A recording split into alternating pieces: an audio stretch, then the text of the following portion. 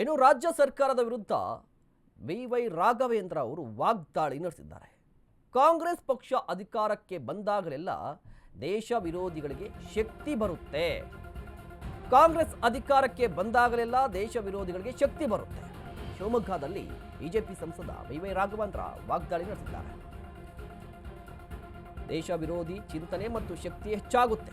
ಇದಕ್ಕೆ ಭದ್ರಾವತಿ, ಶೃಂಗೇರಿ, ಸಾಗರ, ಮದ್ದೂರಿನ ಘಟನೆಗಳೇ ಸಾಕ್ಷಿ. ಕೆಜೆಹಳ್ಳಿ, ಡಿಜೆಹಳ್ಳಿ ಗಲಭೆಕೋರರ ಪ್ರಕರಣ ವಾಪಸ್ ಪಡೆದರು. ಹಿಂದೂಗಳ ಪರ ನಿಂತ ಸಿಟಿ ರವಿ ವಿರುದ್ಧ ಕೇಸ್ ಹಾಕ್ತಾರೆ.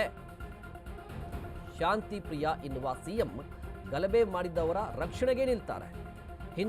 ಹಿಂದುಳಿದವರನ್ನ ಒಡೆಯುವ ಕೆಲಸ ಮಾಡ್ತಾ ಇದ್ದಾರೆ. ಜಾತಿ ಜನಗಣತಿ ಮೂಲಕವೂ ಕೂಡ ಹಿಂದೂಗಳ ದಮನಕ್ಕೆ ಮುಂದಾಗಿದ್ದಾರೆ. ಹಿಂದೂ ರಾಷ್ಟ್ರವನ್ನ ಒಡೆಯುವ ಕೆಲಸ ದುಷ್ಟಕೂಟ ಮಾಡ್ತಾ ಇದೆ. ವೈ ರಾಘವೇಂದ್ರ ಅವರ ಹೇಳಿಕೆ ಇದು.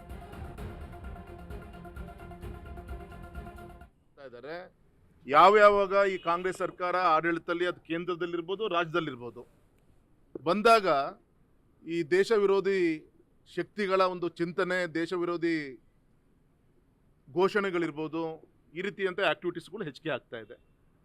ಉದಾಹರಣೆಗೆ ಮೊನ್ನೆ ಭದ್ರಾವತಿಯಲ್ಲಿ ನಡೆದಂಥ ಘಟನೆ, ಉದಾಹರಣೆಗೆ ಮೊನ್ನೆ ನಡೆದಂಥ ಶೃಂಗೇರಿಯಲ್ಲಿ ನಡೆದಂಥ ಘಟನೆ, ಮದ್ದೂರಲ್ಲಿ ನಡೆದಂಥ ಘಟನೆ, ತರೀಕೆರೆಯಲ್ಲಿ ನಡೆದಂಥ ಘಟನೆ, ಸಾಗರದಲ್ಲೂ ಕೂಡ ಸುದ್ದಿ ಬರ್ತಾ ಇದೆ. ಅಂದರೆ ಈ ರೀತಿ ಅವರ ಒಂದು ಹಬ್ಬದ ಮಧ್ಯೆಯಲ್ಲೂ ಕೂಡ ಇನ್ನೊಂದು ದೇಶಕ್ಕೆ, ಒಂದು ಕಡೆಗೆ ಗೌರವಿತ ಪ್ರಧಾನಮಂತ್ರಿಗಳ ಒಂದು ನೇತೃತ್ವದಲ್ಲಿ ಆಪರೇಷನ್ ಸಿಂಧೂರ್ ಮುಖಾಂತರ ನಮ್ಮ ದೇಶದ ಮೇಲೆ ನಡೆದಂಥ ಪುಲ್ವಾಮಾ ಘಟನೆ ವಿರುದ್ಧ ಇವತ್ತು ಅಲ್ಲಿ ಶೂಟೌಟ್ ಮಾಡ್ತಾ ಇದ್ದಾರೆ. ಇನ್ನೊಂದು ಕಡೆಗೆ ಆ್ಯಂಟಿ ಟೆರರ್ ಆಕ್ಟಿವಿಟೀಸು ಕೂಡ ಆ್ಯಕ್ಷನನ್ನು ಈಗ ಆಲ್ರೆಡಿ ನಮ್ಮ ಸೈನಿಕರು ಈಗ ಆಲ್ರೆಡಿ ಪುಲ್ವಾಮಾ ಕಡೆ ಈಗ ಆಲ್ರೆಡಿ ಮೊನ್ನೆ ಒಂದು ವಾರದಿಂದ ನಡೀತಾ ಇದೆ, ಅಲ್ಲಿ ಘರ್ಷಣೆಗಳು ನಡೀತಾ ಇದೆ. ಇಂಥ ಸಂದರ್ಭದಲ್ಲಿ ಈ ದೇಶದ ಅನ್ನವನ್ನು ಉಂಡು ಇನ್ನೊಂದು ದೇಶಕ್ಕೆ ಜೈ ಅಂತ ಹೇಳುವಂಥ ಏನು ಮನಸ್ಥಿತಿ ಏನಿದೆ, ಅವನು ಒದ್ದು ಒಳ ಹಾಕುವ ದಿಕ್ಕಿನಲ್ಲಿ ಸರ್ಕಾರ ಗಮನ ಕೊಡಬೇಕೇ ಹೊರತು ಇಲ್ಲಿ